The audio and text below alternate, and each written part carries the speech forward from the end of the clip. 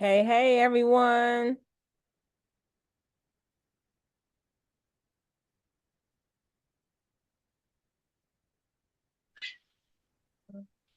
Hey, I'm gonna turn my camera off and Oh, stuff. I'm still getting my nails done.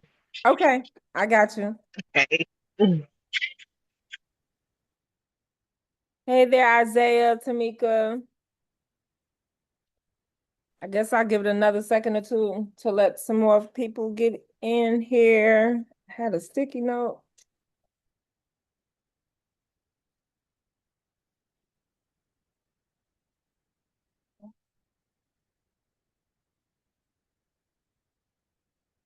I forgot that I changed my name for Goldman Sachs to show which cohort I was a part of. I'm like, why is that showing up? I changed it back. In the meantime, Isaiah, how are you?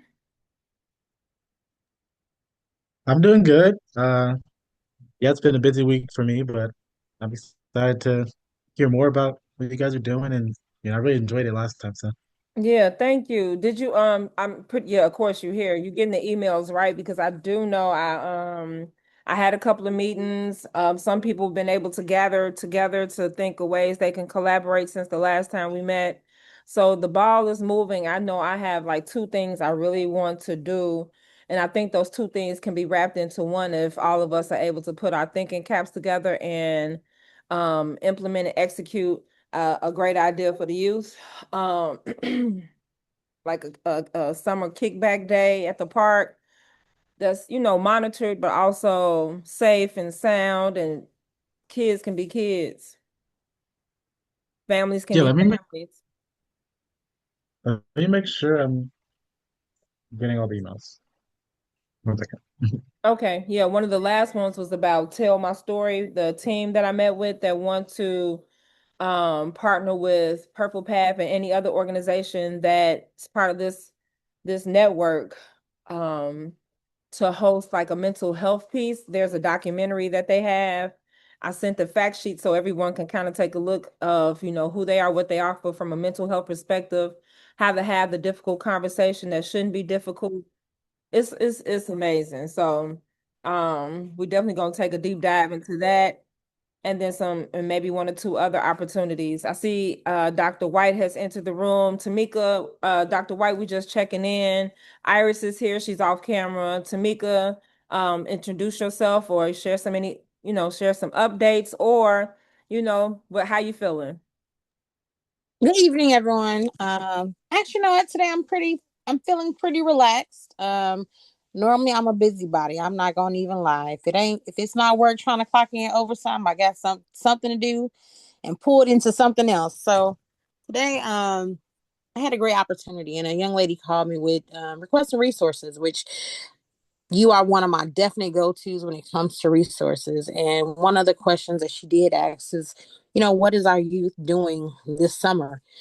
Different areas, what do they have going on? So I think a kickback for them would be an amazing opportunity, especially something geared for them to have something, a safe space with positive vibes is definitely something needed for them. So I know what I want to be able to do too is everyone should have access, and I'll make sure when I send a recap email that the same link that's been in the very first email, I would tell everyone to save it because that's going to always be your go-to. Because as we grow, I'm adding the resources and I'm categorizing them, pretty much creating our own like directory here in the South Suburbs. So you can always have access to that. And then if there's anything in terms of upcoming events, I could create an event tab because I do know, like with Iris being the founder and CEO of Chicago Integrated Health and oversee Project Thrive, they have a summer program that just kicked off this week, and I'm not sure too many people had a chance to take a look at it. And so a portion of it is insurance based, but then the other portion is like an out-of-pocket cost just to solidify the fact that,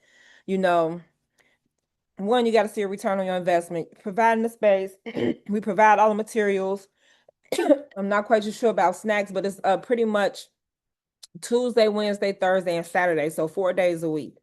And some amazing things. I don't have all the details in front of me, but definitely something to consider. Tamika probably fucked out on accident. In the meantime, Iris, I don't know if you have the ability to do so, but you can introduce yourself or share any updates that you have or any ideas just from the emails that's gone out. Yeah. So I want to piggyback off the summer program. I think that that will be a resource that we can put out there. So yeah, it's with we accept Medicaid and private insurance, and so with Medicaid, with the summer program, you just pay $250, and it covers the Medicaid component, picks up the group therapy component, but then the additional activities like cooking classes and voiceover classes and gym workouts and nutrition and all of that, paying the providers for that, that's where the 250 comes in Yeah. for those additional services and everything. And Yep. so, but yeah, I would love to, if we can, that is what I would like to talk about Okay. when others come on, about offering that. But I'm gonna go mute. As you can hear, it's some Yep. background I noise. got you. Okay. And then I'm not quite too sure. There were a few more people who showed that they were coming tonight. I know things change and the weather is kind of funky right now.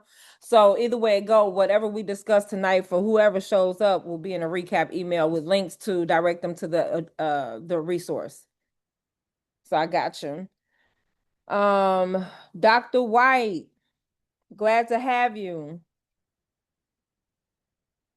Hi, I'm glad to be here. Yes, ma'am. How are you? Tell us about yourself. It's about a good 40 of us that's part of this network that just started off the whim of something needs to be done. There needs to be activations, get the right people in the room, not just any village, but a village of the right-minded, love-minded, solution-oriented villagers. So that's where we at. And glad to have you, Dr. White. I know you probably come by way of Dr. Tiffany, but the Yes. floor is yours. Tell me about yourself, any questions, concerns, inquiries, resources, whatever. Let me know.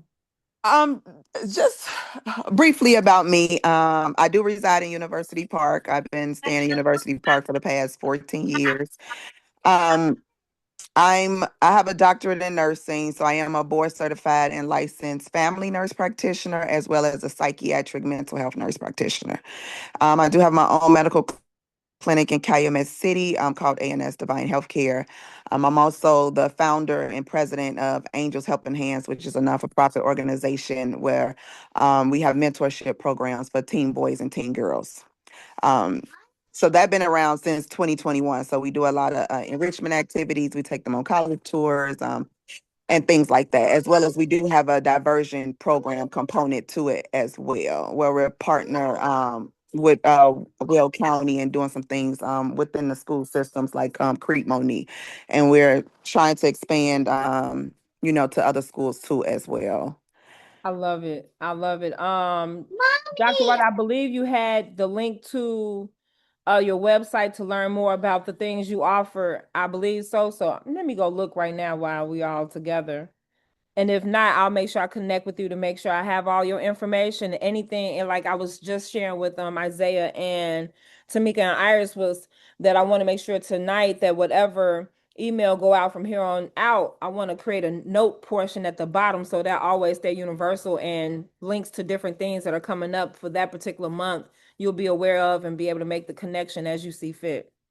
Okay, great, awesome, thank you. No, thank you. Dr. Lawrence. Hi, everybody. My name is Kaylin or Dr. Kaylin Lawrence, and I am on the NAMI Illinois Board of Directors, and I'm also the founder of the Holistic Healing Source for Marginalized Society. We offer a lot of trauma-informed, spirit-led, mental health and social justice content and resources and, all type of stuff that we give away pretty much for free 90% of the time, 95% of the time. So I'm just happy to be here and see how I can contribute. Yes, thank you for being here. Let's see who we have. Teresa, then Tiana. Hi, good evening. I'm Teresa Hicks Harris. I am a behavior specialist specializing in working with children, neurodivergent youth through a trauma-informed lens, working with behaviors, not just autism. Oftentimes when you think of ABA, you think of autism, but it encompasses a wide range and spectrum. I am also a commissioner for our youth commission here in the village of Hazel Crest. So again, I am just extremely excited to be here and be a part of the change. Thank you, Teresa. Tiana. Hi, everyone. I am Tiana Williams, and I have a nonprofit, Empower Society 21, for individuals with special needs. We offer an array of services for those individuals. Right now, we're in a Life Skills and Workforce Academy, 6 weeks, and we do different things. And we also, so there's another part of Empower Society, which is our LLC, which houses a mobile app directory of resources and services for individuals and their families with special needs. And every day we send out like encouraging messages and different things like that. I am also on the board for different organizations for individuals with special needs. I'm a human rights chair. I review behavior plans for individuals with special needs. And how I got in this thing is my sister had Down syndrome. She actually passed in 2020. We started this before she passed. And so now I'm continuing this in her honor. Actually, both we did the mobile app first and then came back with the nonprofit a week before she passed. So yes. What else? I am a life coach and trauma-informed coach. Help do a plethora of things, business coaching. And so I'm just happy to be here as a resource and to just be a part of this movement. So thank you for having me. No, thank you for being here. I think everyone, if you haven't, you have an opportunity to go back to not just to listen to tonight's recording, but the one we did 2 weeks ago. And so you hear the people that are in the room, and of course the recap email will list access to the people who's in the room, being able to make those organic and authentic connections. But to get like right into it, if you didn't know, the idea of what has come together was like we have to be solution oriented. We can't just say it takes a village, because everyone has a village now. Is it a productive village? Is it a functional village? Is it dysfunctional?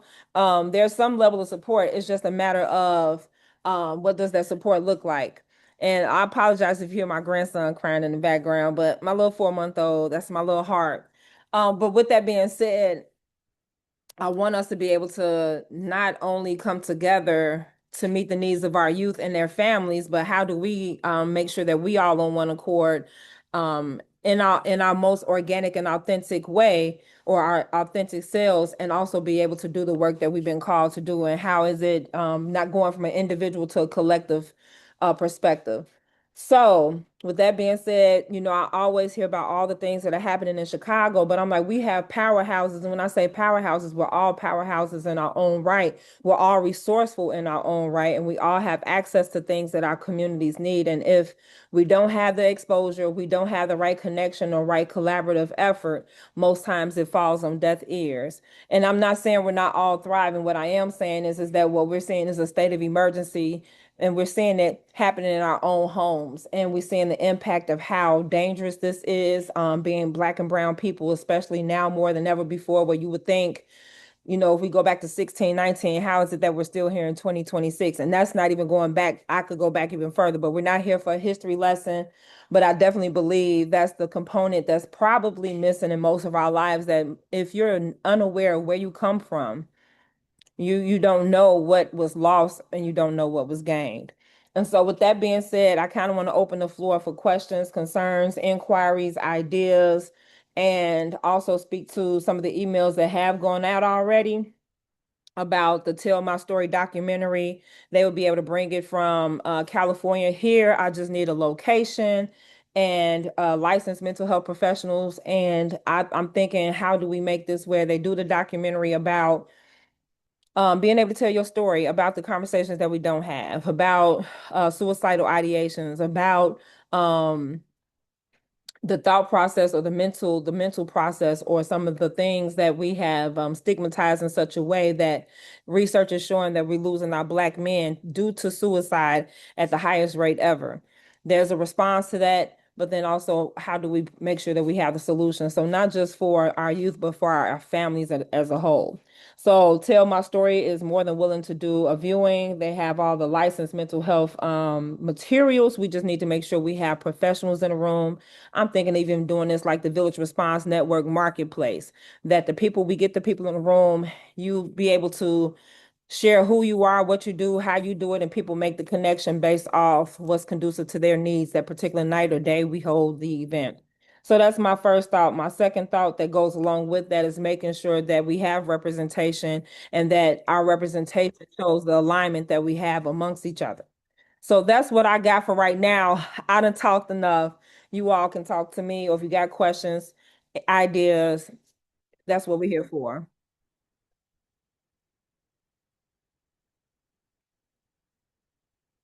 Anyone? I'll speak just briefly. This is Teresa. I attended our first youth commission meeting earlier this week.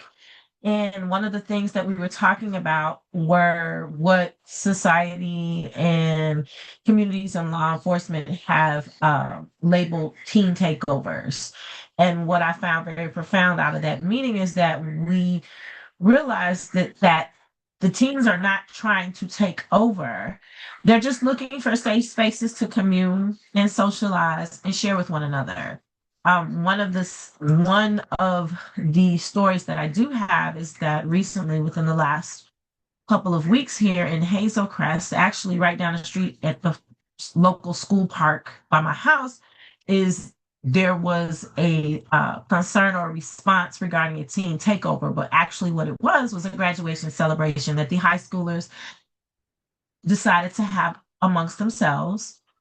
My husband actually went down, checked it out. They were really orderly. It was late at night, and they were asked to disperse only because they did not have a permit. But what was so amazing was that the kids were not aggressive.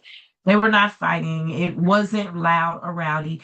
They were doing what we used to do when I was in high school back in the 80s. We're just communing, enjoying one another, sharing stories, coming together as a group. And so from that conversation, we realized that our kids are looking for safe spaces. And so what we're doing is we are looking at safe spaces, whether it's our local park district, a local school, and actually having those teen nights where we have the safe presence, but it's their space. We're there to just make sure that everything remains safe. But hey, if you guys want to play music, you're playing music. If you're having a dance, you're having a dance. How can we give them those spaces that they understand this is for you from the community within a structured setting, but just do you and be you. We're not here to judge. We're not here to tell you who you need to be or what you need to be. And also, one of the component that I wanted to add is if kids need some place where they can have someone to talk, then have a few professionals on hand where if they want to pull out and talk, we're there for them. They're looking for those spaces, and so they've gotten creative and they're doing that. And that's part of what these so-called teen takeovers are, because we realize that some of these gatherings aren't meant to be what they turn out to be. It's brought in from the outside. And most of our kids in our community are just looking for a place to be. Thank you for that, Teresa. I see we also have Tamika hand up, then after Tamika, Dr. Lawrence. I also add too, like being very mindful about language, because one of the things that I'm looking at is how is it teen gatherings and on one hand, but teen takeovers on another. And by the look of the way we look, by the color of our skin and location and demographic, it changed the trajectory of how you view because of the language that was utilized. So I'm totally with you. Yeah, Tamika, yep. Go ahead. Absolutely. We noticed that when the teens were, and I'm just gonna keep it real. When the teens were down on St. Patrick's Day downtown, it wasn't considered a takeover. When they were arguing and fighting and drinking and doing all those things, but when our kids are coming together, laughing and joking and just playing their music and dancing, we're taking over. And that was one of the things that we talked about, reversing that language when it comes to us. Yep. Yep. Thank you for that. Tamika, then Dr. Lawrence. I first would like to say, Teresa, thank you for the work that you're doing with the Hazel Crest Youth Commission, because my mother was on that same committee for years. And I'm going to be honest with you, with the administration that was then, when it came to the conversation of the youth, some communities are more involved in the older residents than the youth. So I commend you guys for that, because that has been years of coming of need. So thank you.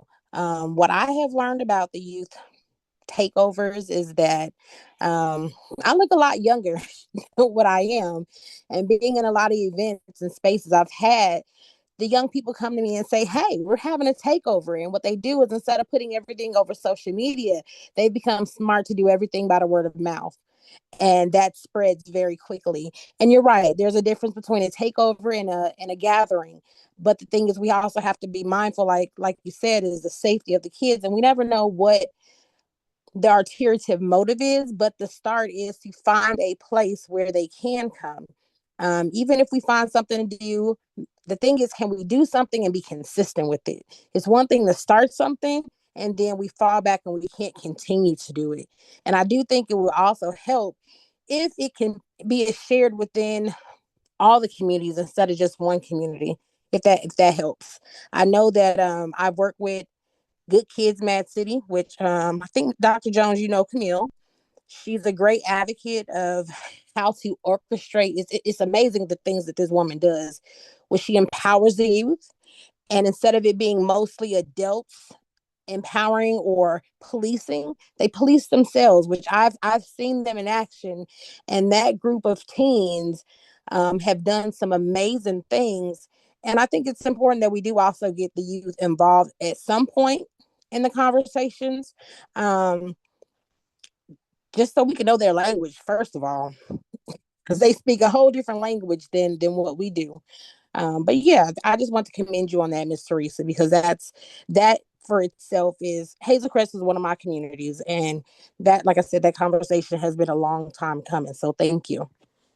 Thank you, You're welcome. Tamika. Thank you, Teresa. Dr. Lawrence. One thing that I have noticed, I went to a parent and youth mental health conference this past weekend, and I took my mom. And I noticed from a lot of parent perspectives, I'm not a parent yet, but I, work with youth and have done so for a long time. So I've noticed from several of the parents that there's a knowledge gap where they think that teens and youth now are just wilding out like they never have before for no reason. They're just unhinged and, who raised them? And even in talking about how they're dealing with their own kids, and they're just like, I just don't even understand. I did everything right as a parent. How are they participating in whatever? And I think that communicating to the community, especially to those who are parents or caregivers, that this is a systemic issue. This isn't just about your individual teen or young adult wanting to rebel against you to spite you and, oh, everything I did for you as a parent. This is much deeper than just the household. I mean, it starts at home, of course, but the political climate that we are in, especially then exacerbated by the media engine, the internet, all of that, it's very upsetting and it's very, just emotional, especially for those of us of marginalized backgrounds. So if you're a teenager or a very young adult and you're looking for an outlet, and you have, several of your peers who are going to this thing and it's promoted amongst your circles, like it's not as simple as, oh, well, they knew right from wrong, they knew I would have told them no if they would have asked me. So I think just figuring out a way to help parents understand it's deeper than just what you tell them at home. It's deeper than just the household. A lot of the rage and the pent up aggression and emotions that our youth are experiencing is systemic. I yeah, I'm over here taking notes like you just did a master class, Doc. And I think the beauty of this is right when there was this call to action, like, hey, you all, if you know who I am and what I do, I know all of our plates are full, but to continue having conversations, I let me stay the course. To continue having conversations online when things are literally in flames all around us is not going to solve anything. And then secondly, how do I have the ability to bring people together on one accord in alignment, doing the work that God has called us to do individually and collectively, but how do we move from conversation to activation? One of the things for me in hindsight, um, when the pandemic first happened in 2020, there were so many conversations being had, and no one that was going to be directly impacted by the decisions that we're talking about or discussions were in that room. And what I mean by that is you had school administrators, you had board members, you had adult community members about like where do we go from here? How do we make sure they still, meet the learning curve, meet these deliverables, these objectives, blah, blah, blah, blah, blah. And the list went on, and there was not one youth voice in that room.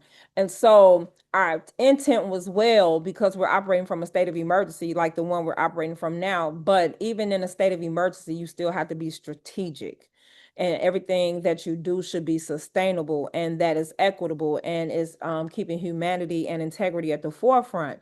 So before I put us in before any children, I wanted us to be able to be on the same page because I refuse for anybody to pour poorly. And I'm not saying that to say that anybody is. But what I am saying is if we're going to model the way in terms of accountability, integrity, humanity, decency, and all the things that we may have been raised to believe that's who we're supposed to be to our core is keep humanity at the forefront, how do we make sure that we are in alignment and we're modeling the things that we want and need to see for our youth and be able to learn from them too? Because that's the biggest thing. I don't want to come off as the facilitator of knowledge, but what I want to do is help to understand by listening with the intent to understand, not listening to respond. So, with that being said, I think there were some comments. I think Tamika, you may have had a comment. My children and I had numerous conversations what happened to recreational activities such as skating rings, bowling alleys, etc. for our community. Yep. Yep. Like what happened to the block parties? I used to have me a ball at the block parties. We could get to that. We can do that, right? It just looks a little different now because you got to have a permit for anything over 5 people. And mind you, my family alone, I gave birth to 5 kids. So you mean to tell me I need a permit as a law-abiding citizen that pay taxes? I need to get a permit first because I birthed 5 children and I make the sixth in the community where I'm right around the corner. Okay. All right, so I'll stop there. Tiana, I see your hand up. After you speak, Tiana, I would love to hear from Dr. Carlos Redmond and Dr. Kimberly Kimbrough. Please be able to share. So Tiana, the floor is yours. And then after Tiana, Dr. Kimbrough, then Dr. Redmond. Yes, I wanted to hit on 2 points. The first thing that you said, you were talking about Black men and their mental health. Now, my educational background is public policy and law. So, I've been on this track for a long time, political science, worked with politicians, different things. I wanted to do, um, the goal was initially to do before I got in this nonprofit space was reforming individuals who are incarcerated. It's because I saw the prison to pipeline, well, the school to prison pipeline, I'm sorry. And so I see it even with children with special needs. It's really happening rapidly, and people are not necessarily catching on just yet. I see that parents are not even cognizant of that part. But one of the things that I wanted to do initially was reform, especially with our Black men, because a lot of the things that our Black men deal with now, I know this aspect. I have brothers. I grew up with boys, male friends. We were kids together, we're grown together. So looking at how they process things is totally different from us as women. How they're even as boys, how they're told to suppress their emotions. If you live your life constantly suppressing your emotions, eventually a volcano will erupt. And what a lot of women don't even realize is that men hold it in, and they're also told, even in dating relationships or even in marriage, not to show certain things. So when do they have the outlet to actually show that thing, who they genuinely are as human beings? We're not giving them that outlet, even in society. They don't have that outlet to freely express who they are. If they express too many emotions, they're acting like a female. If they're, real hard and angry, something's wrong with them. So where is the happy medium for them to truly express in a healthy way who they are? So I think one of the things that is necessary is for men to have male mentors, because the older generation of men have been through some things. They've been through the and we know this, all of the things that happened in the 40s, 50s, 60s, they've already been through it. They're at a point where they can give a lot of wisdom, especially to men who are millennials, because I'm kind of in that millennial age range. I'm 41, so I'm still considered under a millennial, right?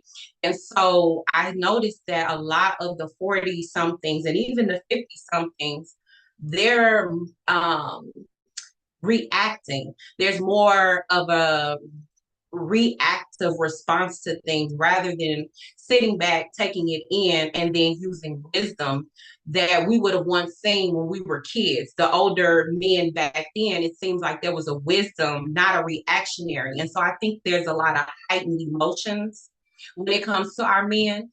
And so if we have just more male mentors that would have like groups and group discussions that don't necessarily involve women, because of course we can't tell a man how to be a man. We can't tell them what to do and how to do it.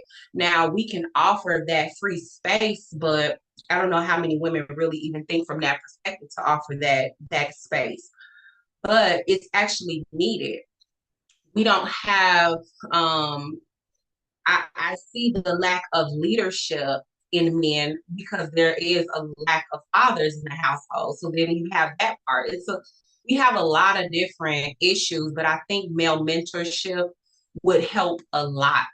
Now, will the younger men show up or the younger boys show up? I don't know, but I know that there are some who would love to have that and they don't have it. So even creating a space for them to open up and be able to share and express their frustrations, because they deal with a lot of different things on a daily basis and we don't even consider. They're looked at a certain way. We as women get looked at a certain way, right? But they do too. They get a hit just like we get hit. And sometimes their hit is a little bit worse. So it's like they need a space where they can come and decompress to express their everything that's happening. Even growing up, if you grow up in a household full of women and you don't have a male role model, that can be difficult. It can be stressful.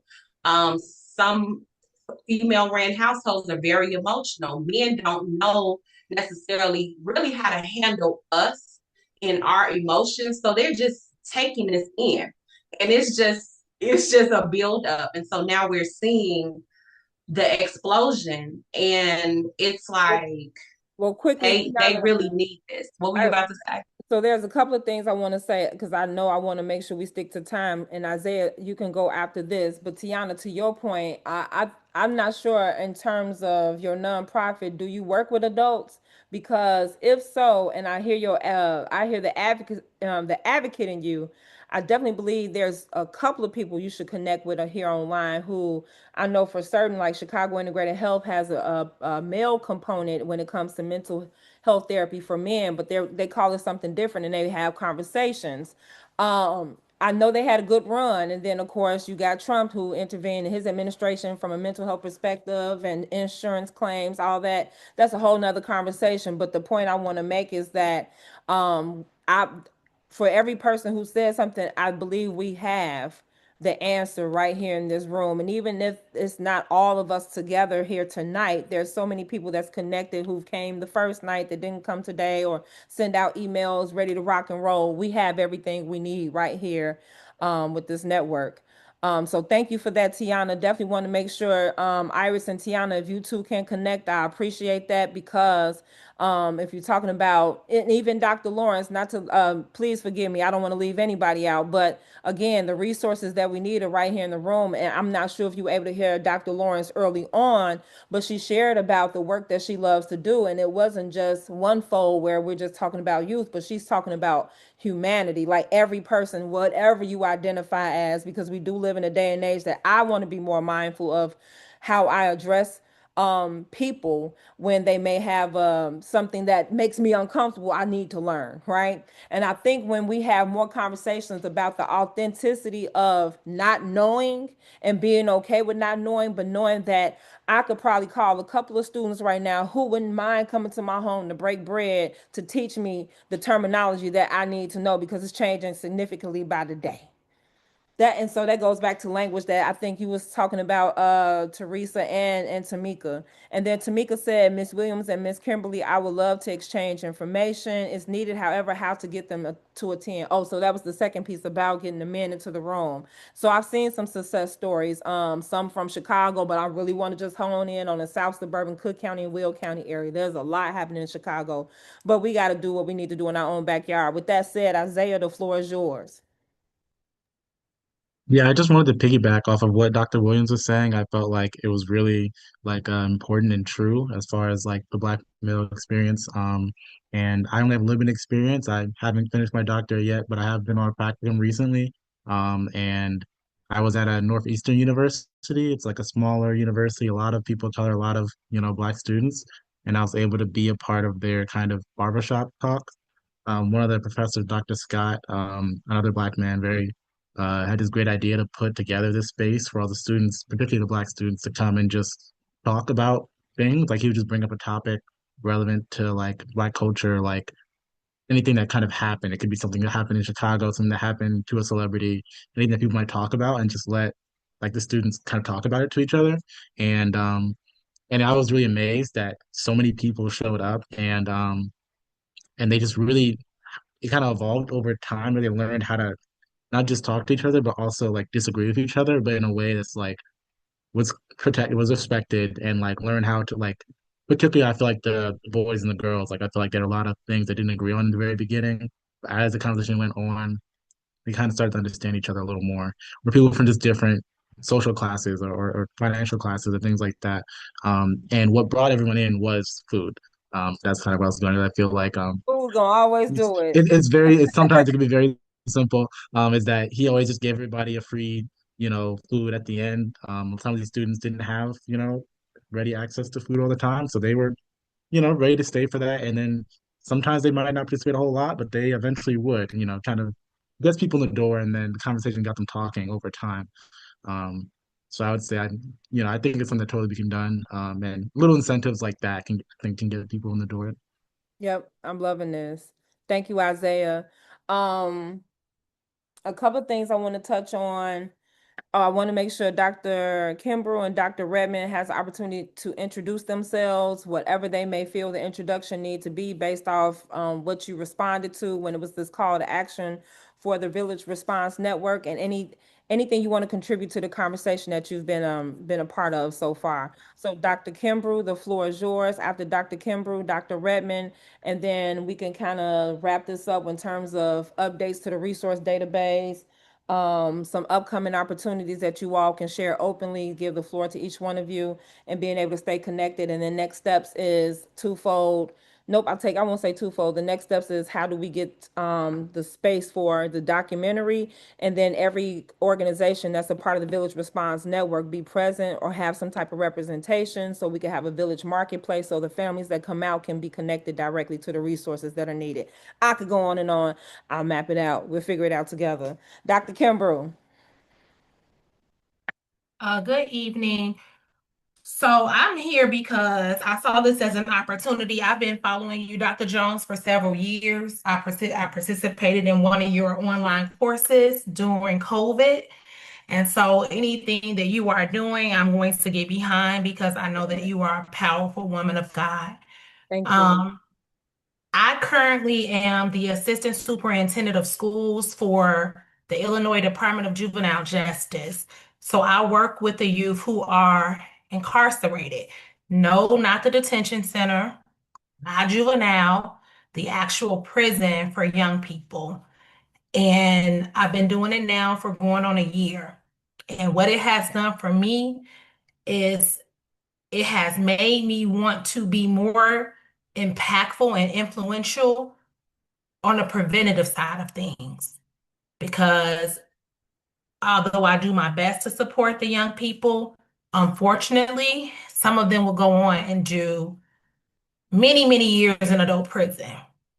And I always think about what decision, what happened that landed them in this place. Could it have been a mentor someone mentioned? Could it have been a safe space, a third space that someone else mentioned?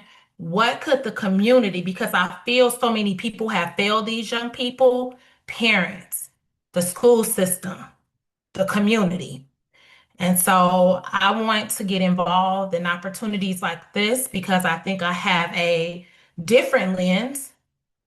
We've always been taught about the school to prison pipeline, but when you see it truly perpetuated, when you see children that are 14 years old that are in prison and they have been problematic since they were in third grade, but there were no true interventions to help that young person get on track. When you meet young ladies who use their bodies as a means to draw attention, I just want to do something different in my community. Man, so much love and admiration. Thank you for that, Dr. Kimbrough. Because I'm looking, I'm like, once you changed your profile picture, I was like, I know this face, but I'll never want to jump the gun. So I'm like, let me just, I could be doing too much, but everything you said and everything, I'm so mad you missed the first one, but you always could go back and watch it on YouTube. That's my shameless plug. Go on and subscribe to my YouTube channel, y'all. My little YouTube.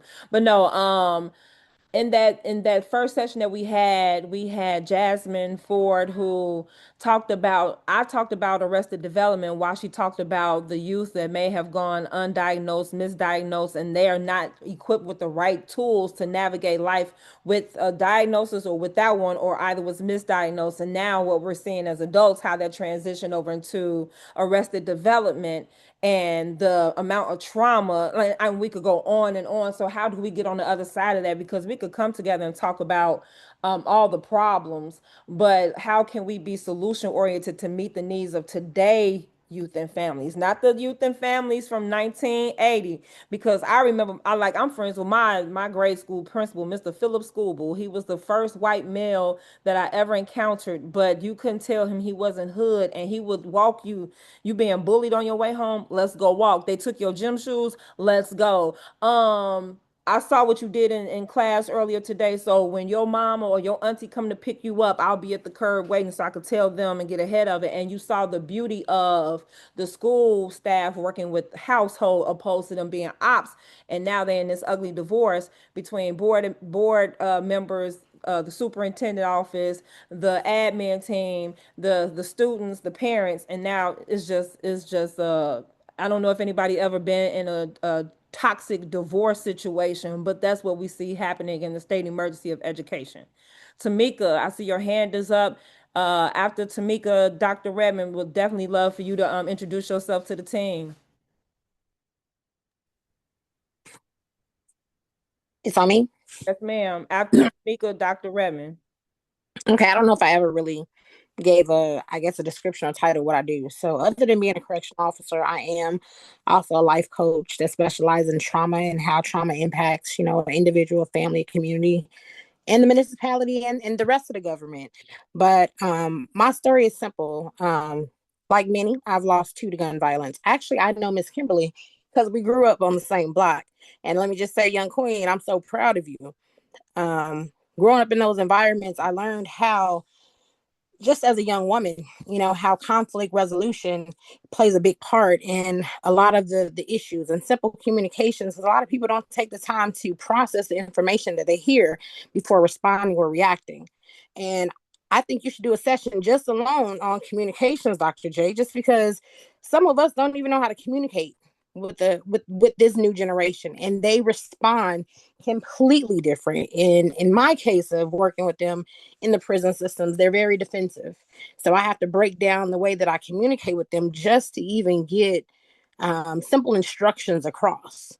And I'm really, I guess, motivated, and my life has really changed because when I started working in the prison system, I had just lost my brother, and I had to look at them not just as prisoners, but also this possibly could have been my brother. This possibly could have been my cousin. So I try to address and talk to each one of the individuals with respect first and foremost, because at the end of the day, they are men. And when I tell you, I don't have many problems with the individuals that I work with unless they a problem.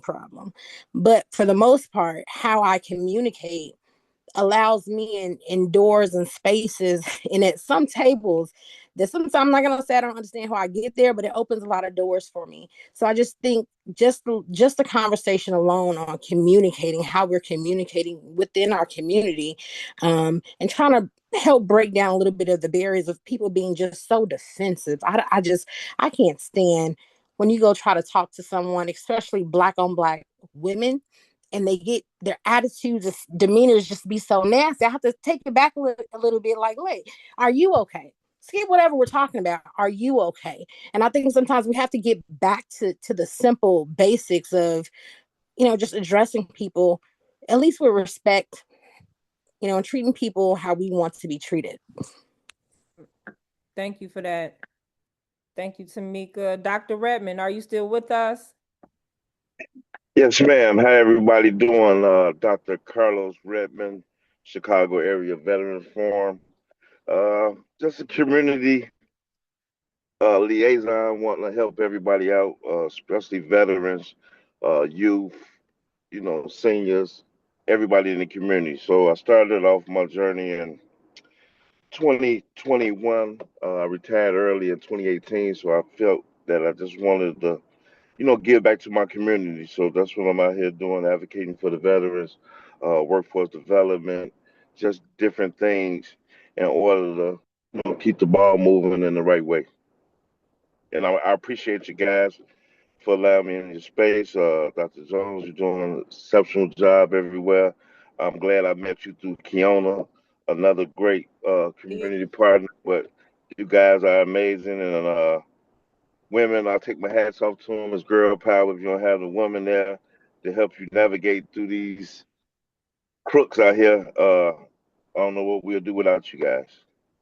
Thank you, Doc. I appreciate that. And definitely, I know I want to see more male presence at my retreat that we have in October. And I'm just been asking God, like, how do I tie everything in all together that it's not just purposeful because this is what God has assigned me to do, but how does it all make sense and how does it all align? So I've been thinking of what opportunities look like outside of focusing on youth and families, is focus on the educational system, and then also to what activations do we need to have as a collective whole leading up to an opportunity where I want the collective whole to be invited to the Purple Path Healing Retreat that'll take place in October. And so but I don't want this to be like a sales pitch. I want this to be understood that this is the real work that I love to do, that I've been called to do, and I know I can't do it alone, but I also know I'm connected to people who operate with integrity and keep humanity at the forefront and have the right posture and tone for our current circumstances in terms of a state of emergency. So I definitely want to make sure that when I send the recap email out, it's not just the notes that's being taken, but I'm doing like a breakdown of what I've seen, what you said, what your responses consist of, individually and collectively, so you can see the whole scope right in front of you, and you all making those relationships amongst yourselves as well as being able to come together. With that said, any questions, any concerns, any inquiries, any input, any ideas? And if there are any comments or anything of that nature, I'll end with a quick recap of what we talked about or what we should have talked about, or be able to drop links in as we do our checkout. So any questions right now? Inquiries, ideas, concerns? I will say this, I am also on the board for You Matter Too. It is a youth organization based out of Flossmoor. They are having a block party for Juneteenth and a parade. So if you need something to do on Friday, you can meet us in downtown Flossmoor. The event is centered around the youth and community. Doc, do you have Dr. Kimbrell, do you have a link for that you could drop or either send to me? I sure can. I can drop it in the chat now. Please do. Matter of fact, this is what we'll do on our checkout. Like if it's okay with everyone, follow Dr. Kimbrell's lead as we check out. If you have something, please make sure you share. But more importantly, where is your heart posture tonight as we leave out? If we left anything out, you feel like I don't want this to be a waste of my time because I want to see something activated. You tell me what you want to see activated, and I'll support you. So, Dr. Kimbrell, can you call out someone's name so that you could pass it to someone that is here? On the Zoom, and then tell us your heart posture. And if you got something coming up, drop the link in the chat.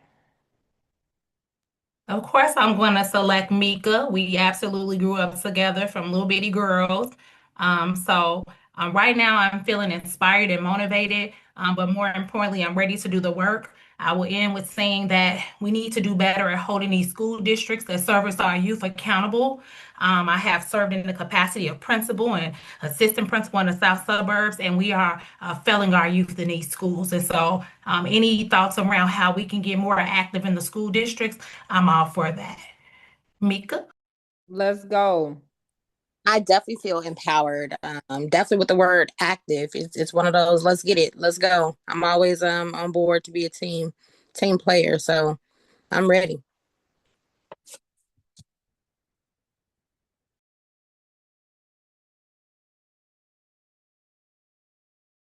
Oh, you're waiting on me to call somebody else. My bad. My bad. Let's go to Miss Lawrence. Thanks for calling on me. I am feeling great after this meeting, feeling so happy to see so many other people who are invested in the advancement collectively of our youth, especially the marginalized youth. And I'm excited for these events, these documentary screenings, and whatever else we can come up with. I look forward to participating and using my skills in comms and marketing and all of that, whatever I can do to help spread the word. I'm excited about it. And I will pass it to Mr. Rice. Yeah, I think for me, I'm just, I guess, in a state of admiration, joy. Like I said, I'm still on the way as far as my career, and things like that. But I see all the things you all are doing, and it seems to be exactly what I hope to do one day. And so right now, I'm kind of just watching and learning and waiting for the opportunity to, volunteer, contribute in some way. So I'm just waiting for, show up here and how can I get involved? I just want to be a part of what you guys have going on. And I'll pass it to Dr. White.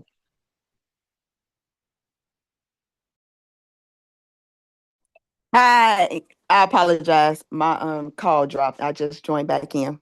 No problem. What we're doing right now is what is our heart posture right now? How you feeling as we leave this space, and then drop the link to any upcoming events you may have, or share them openly with the group here. Oh, okay. Um, my heart posture is servant hearted. I'm a servant, so I want to use my gifts, my education, and my influence to serve others, especially those who need guidance, healing, and opportunity. So I felt like this was a great space when when Dr. Tiffany introduced me into that. So I'm just here to contribute in any way possible that I can to make a positive impact. And we do have an upcoming event. It's this Friday. It's actually for our teen boys called Sons of Excellence. Where we're going to be introducing them to different trades and careers this Friday. So I'll drop the I'm about to say, drop that link. yes. Is this open to the public? Do they need to Yes, it register? is. It's open to the public. It's free. It's open to the public.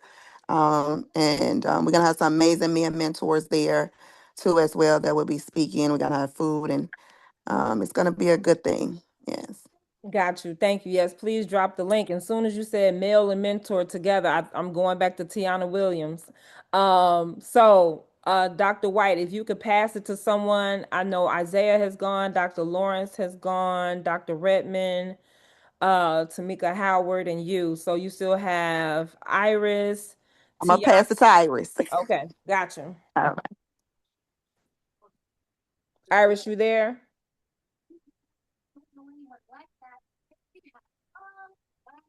There she go. Hey, I'm here, just driving. What Yep. should I be talking about? You should talk about what's your heart posture right now. And then also be able to tell us any upcoming events that you may be hosting or your organization, all the things, any events, all the things. Okay, great. Yeah, I have to copy that. I definitely have a servant's heart as well. I love to just serve our people and provide a safe space and a space that's filled with healing. And that's what Chicago Integrated Health does. So the only thing that we have is our summer camp that we are hosting. Our summer camp is for our youth ages, I believe it was 11 to 17. I have to double check that. It's covered by, a portion of it is covered by Medicaid, and it's $250 in addition to Medicaid, where we offer group counseling. And then we learn life skills, we learn fun skills, cooking, baking. We have a martial arts teacher. We have a teacher who can teach voiceover. We're also learning nutrition. It's a combination of a host of different things. Some place for your child to be in Matson, Illinois, for a few hours, and it's a few days a week, and we can send that out in the email. But that's all that we have going on right now. Thank you for that, Iris. And who should I toss it to? You got who we got left? We got Teresa left. We have Tiana Williams left. Oh, I'll toss it to Teresa. Thank you, Iris. I feel activated.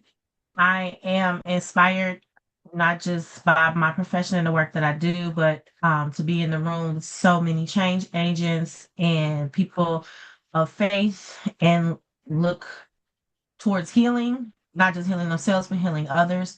So I'm definitely activated towards doing the work in the Southland area for our youth. I don't have the link at this time, but on our youth commission, we are beginning our strategic planning and we are hyper focused on our youth symposium in the fall. I will be looking to connect with many of you to either be a part of our panel for our youth so that they can ask engaging questions or be a part of our breakout rooms or vendors. So I'm looking forward to spearheading and creating that event in the fall for the Village of Hazel Crest.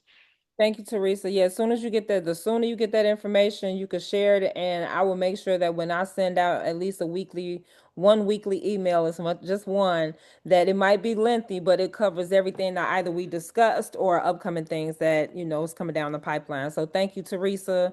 Only other person left is Tiana, and then I'm closing us out.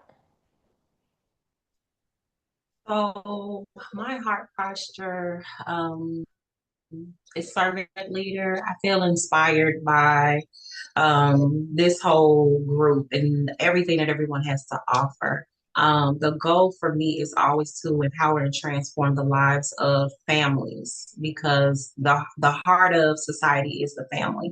So it's really important, to have these conversations and to actually make change. It's one thing, as you said, Dr. Jones, to have a conversation, but the activation part is really, really important. And so with that, the things that we have going on is our summer academy for individuals with special needs, confidence building, life skills, workforce, them learning daily routines and just different things. We have a lot of workshops coming up for the fall. And then once this summer academy is done, then we have a fall academy. We also have a school supply drive coming up on the 31st of July in partnership with Special Recreation Association. So if anyone is interested or wants to volunteer or donate or do, anything, just reach out. And I put our website in there so you can see what we have going on. And that's it. Thank you. No, thank you, Tiana. Yep, please make sure you drop the link, because as you're dropping the link, I'm adding it to my tabs so that when I send out the email, the links will be able to be visible for everyone. With that being said, we're at 7 o'clock on the dot. My next steps, I want to make sure that you all will have access to this replay. If I don't see someone just sitting up here watching a whole hour, but needless to say, at least you have it, so you might have missed something. I'll send the recap email that includes the access to the video on the YouTube channel. Thank you, Dr. Lawrence, for subscribing. Want to make sure that I take a look at our Purple Path, which is my organization, is overseeing what we created was a restorative justice database. But what I did, I added a tab to the database that's specifically for the Village Response Network, where all of your information is there, your contact, whatever your contact name, contact address, that's for the business, not personal, website, and kind of categorize everything in terms of what the pillars of what you provide. Is it mental health? Is it family counseling? Is it restorative justice? Is it educational consultation? Whatever that needs to look like. Yes, always. And so with that being said, the next steps will also include in that email the Tell My Story documentary. I do need, if you know a space that we could utilize that can accommodate us as organizations coming as a collective whole, accommodate a viewing of the team that's coming from California from the Tell My Story documentary team. So if you have a space that can accommodate their team, which is a small team of maybe 4 people, accommodate us as the Village Response Network and our organizations, as well as a call to action for families to come together and offer this as to little as no cost as possible.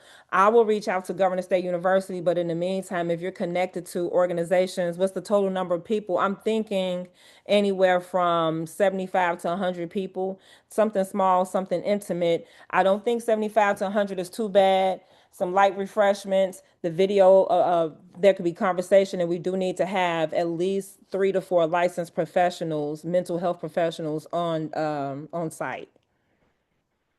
So please let me know. You can respond to the email once I send it out. If you need to put me in conversation with someone, please let me know, because we definitely want to do this before summer end and before this new school year start. And so being able to have everyone to come together for the sake of understanding the conversations that we have to have, the ones that we may have been taught to stay away from. This is how the healing takes place. Please connect me with Joyce. Yep. That would be a perfect location, because that's right there on 183rd, right? Right, I think so. Or Yep, right on 173rd. 183rd. Yes. 183rd, all right. Yep. The new building. Yeah, it's real nice. Yep. So yes, Yep. if you could put me in contact, I will appreciate that.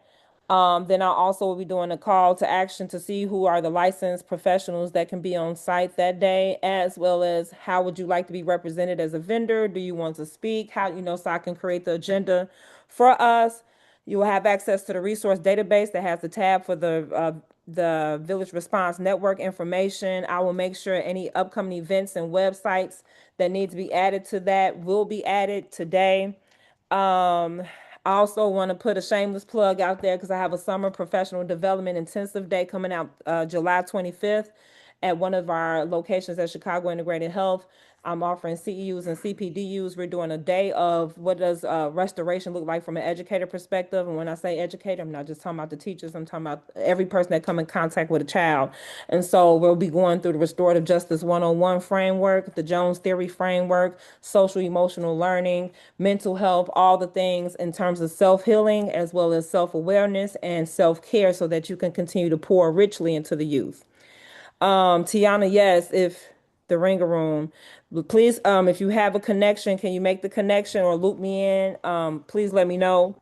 The other thing, I will be sending out an email because we do need volunteers for the retreat that will be coming up in October. Hopefully you all had a chance to listen to the podcast with the youth that I had back in 2023, different time, different day, same situation. And then be able to make sure that when we do the Tell My Story documentary, that this is a family oriented event where we'll all be able to contribute to the conversation, also be recognized for the work that you do in the community, and really just hone in on what next steps need to be about, just like Dr. Kimbrough say, how can we be more proactive and not reactive? So with that being said, it's 7:05. I know people have things to do. Thank you for the time that you've taken. The recap email will go out before I go to sleep tonight. If you got questions, concerns, inquiries, everyone should have my contact information. If not, I will make sure that's in the recap email. And until next time, Thank you so much. thank you. Everyone have a great evening. Have a good night. Good night. Everybody have a good night. You too.